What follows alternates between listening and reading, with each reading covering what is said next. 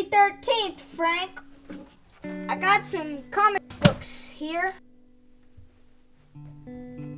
How's your daughter? What's her name? Grace. She lives in Chicago with her mother. I don't see her much. What's in the suitcase? I'm on my way to the airport. I'm tracking a paper hanger. He's on his way to Minnesota right now. This guy's driving us crazy. Do you have any of the checks?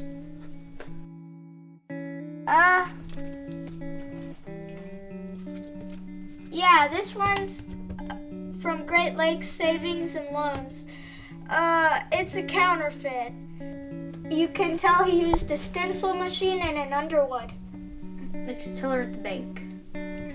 What? It's a teller. How do you know? Every bank uses hand stamps for the dates. They get used over and over, so they're always cracking. The 6s and 9s go first. Look at the date on the check. The ink is worn flat. The 9s and 6s are cracking. That's the stamp of the teller, Joe. Looks like you got yourself an inside job.